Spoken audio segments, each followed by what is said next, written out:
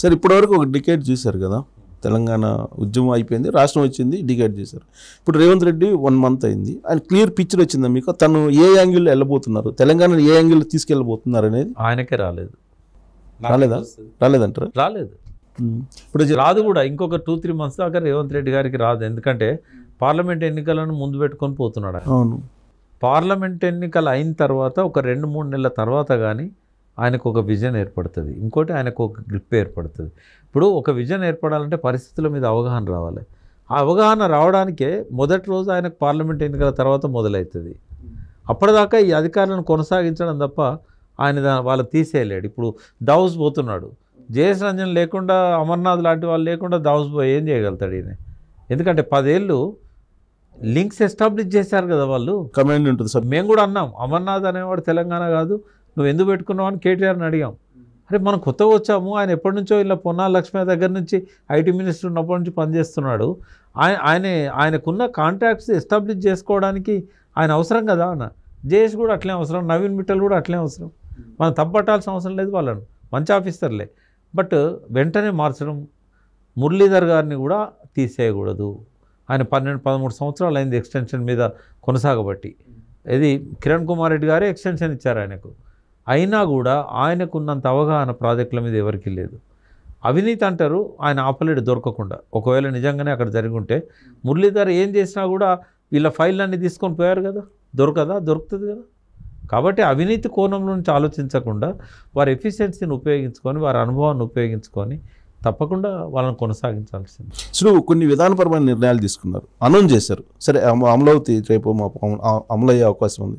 ఒకటి, జిల్లాలు శాస్త్రీయబద్ధంగా లేవు, అన్సైంటిఫిక్గా ఉన్నాయి, వాటిని మార్చేస్తాననేది ఒకటి. మనం కూడా 2, ఫార్మాసిటీది అనౌన్స్ చేశారు. ఫార్మాకు సంబంధించి నేను రద్దు చేస్తాను, మళ్ళీ దాన్ని చేస్తానని చెప్పి. తర్వాత సిటీ చుట్టూరు కొంత శాటిలైట్ టౌన్షిప్స్ ఏదో ఏర్పాటు చేస్తానని చెప్పారు. కొన్ని విధానపరమైన నిర్ణయాలు చూసిన తర్వాత ఏమనిపిస్తుంది? కొత్తగా ఉన్నది ఏమున్నది ఇలా? ఇప్పుడు ఇవన్నీ కూడా కేసీఆర్ ఆలోచించినాయి. మొట్టమొదటి ప్రణాళిక నేను కూడా అలా డ్రాఫ్టింగ్ కమిటీ మెంబర్ని. 2014లో ఎన్నికల ప్రణాళిక అలానే మేము రాసాము. ఔటర్ రింగ్ రోడ్ కొను రీజనల్ రింగ్ రోడ్ మధ్యలో శాటిలైట్ టౌన్షిప్స్ ఏర్పాటు చేస్తామని మేము అందులో రాసాము 10 ఏళ్ల కింద. ఫార్మాకి ఏంటంటే వీళ్ళు ఒక దిక్కే ఏర్పాటు చేశారు, దాన్ని డీసెంట్రలైజ్ చేస్తాను అన్నాడు. అది తప్పుడు నిర్ణయం. ఎందుకు తప్పుడు నిర్ణయం అంటే ఏ ఫార్మా కంపెనీ కూడా పొల్యూషన్ కంట్రోల్ చేయలేదు. ఒక దగ్గర పెట్టాలని ఎందుకు డిసైడ్ చేశారు అని అంటే, పొల్యూషన్ని కంట్రోల్ చేసే బాధ్యత మొత్తం కంపెనీ యజమానులకు కాకుండా ప్రభుత్వం తీసుకోవాలనేది కేసీఆర్ గారు తీసుకున్న నిర్ణయం. అది ఒక్క దగ్గర ఉంటేనే సాధ్యమవుతుంది. దాన్ని డీసెంట్రలైజ్ చేసినట్టయితే సిటీ మొత్తం కంపు పట్టిపోతుంది. ఎందుకంటే వాళ్ళ చేతిలో పెట్టాల్సి వస్తుంది. అన్ని దిక్కుల ప్రభుత్వ యంత్రాంగం ఒక తీరుగా పనిచేయదు. ఇక్కడ కొద్దిగా సీరియస్ ఆఫీసర్లను పెట్టి, పబ్లిక్ అకౌంట్స్ కమిటీ లాంటివి పెట్టి, దాన్ని పబ్లిక్ మానిటరింగ్ పెట్టి ఏ రకమైన పొల్యూషన్ రాకుండా కంట్రోల్ చేయాలి.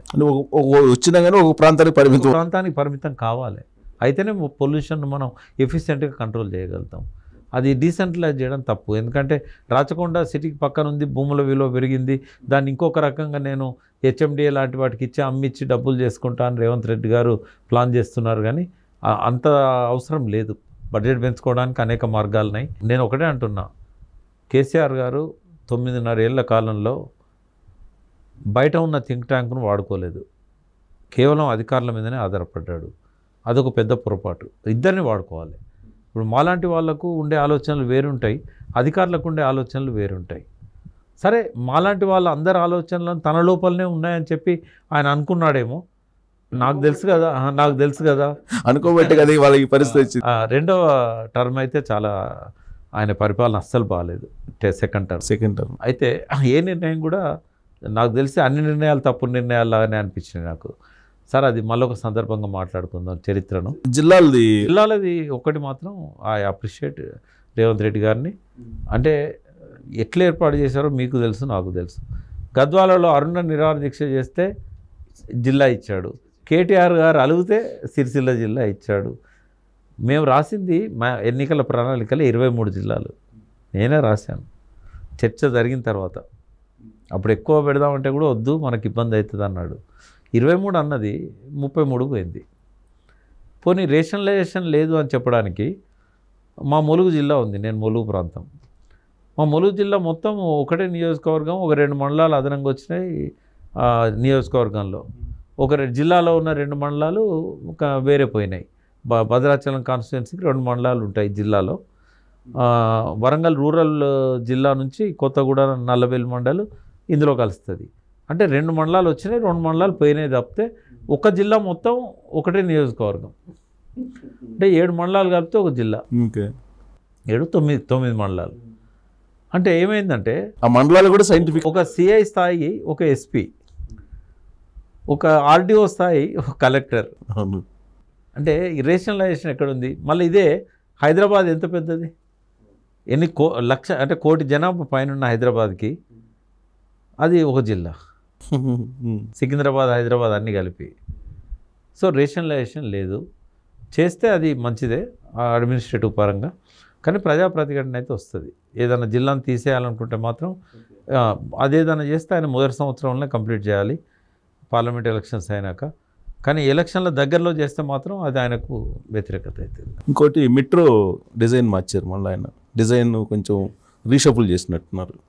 అంటే ఒకటి ఆయన ఏమనుకున్నాడంటే మిడిల్ క్లాస్ వాళ్ళకు కూడా అందుబాటులో ఉంటుందని అనుకున్నాడు. అయితే అది కరెక్టే. దీన్ని సర్కిల్ చేయాలి. అంటే ఇటు నుంచి వచ్చే ట్రైన్స్ అటు వెళ్ళాలి, అటు నుంచి వచ్చేటి ఇటు వెళ్ళాలి. అప్పుడు ఏమవుతుందంటే ఎక్కువ విమానాలు ఎక్కేవారు గచ్చిబౌలి ఇటు సైడ్ నుంచి ఉంటారు. మనకి ఫైనాన్షియల్ డిస్ట్రిక్ట్, కొండాపూరు, మాదాపూరు, కూకట్పల్లి ఇదంతా కూడా ఏంటంటే ఈ అర్బన్లో ఒక రిచ్ ఎలైట్ పీపుల్ ఉండే, కార్పొరేట్స్ ఉండే ఏరియా ఇది. అలా సాఫ్ట్వేర్ ఎంప్లాయీస్ అందరూ కూడా విమానాలే ప్రిఫర్ చేస్తారు. ఎక్కువ జనాభా 75% విమానాలు ఎక్కేది ఇటు సైడ్ ఉన్నది. అందుకే వాళ్ళు ఇటు నుంచి అలైన్మెంట్ చేశారు, టైం సేవ్ అవుతుందని. అయితే ఎటు నుంచి ఎటు ఉన్నది అనేది కాదు, చెక్ ఇన్ అనేది ఉండాలి.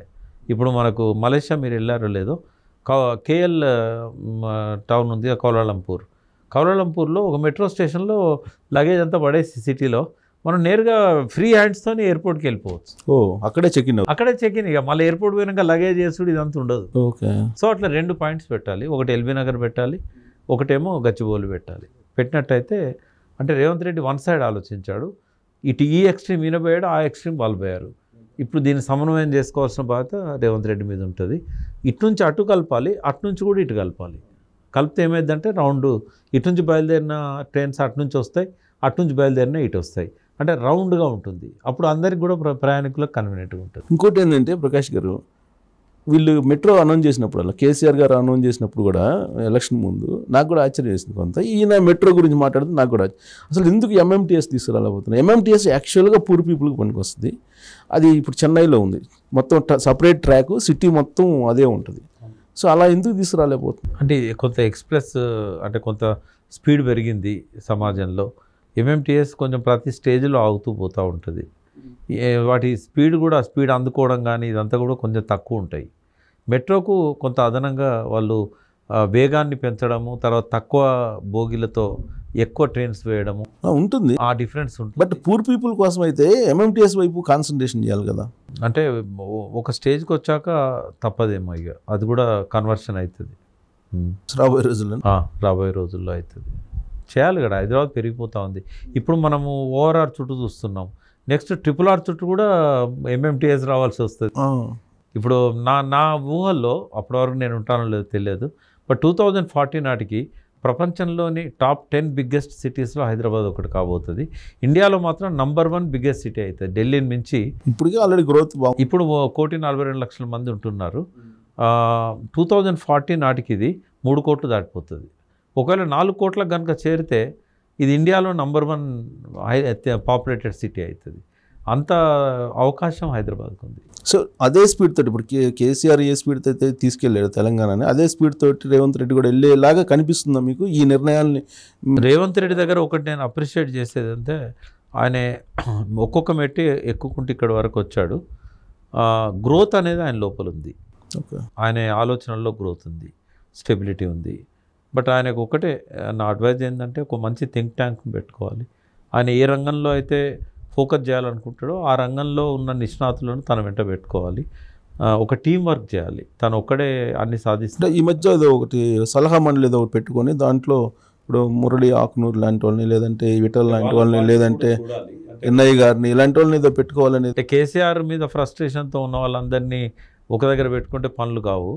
అట్లా కాకుండా ఏంటంటే ఆ పర్టికులర్ రంగాలలో నిష్ణాతులు వాళ్ళు కావాలి. ఇప్పుడు గ్రామీణాభివృద్ధి ఇట్లాంటి వాటిలో మురళి గారిని ఇన్వాల్వ్ చేయొచ్చు, పేద ప్రజల పట్ల ఒక బెంటున్న వ్యక్తి. కానీ కేసీఆర్ పట్ల బాగా విషయాన్ని నింపుకున్న వ్యక్తి, అది ఆయన తీసేయాలి మనసులో నుంచి. ఎందుకంటే ఇప్పుడు అవసరం లేదు, గవర్నమెంట్ మారింది, అది తీసేస్తే is the best person. Okay, అంటే ఒక్కొక్క జేఆర్ రెడ్డిని కొనసాగించాలని నేను చాలాసార్లు చెప్పాను. Is the best person for finances.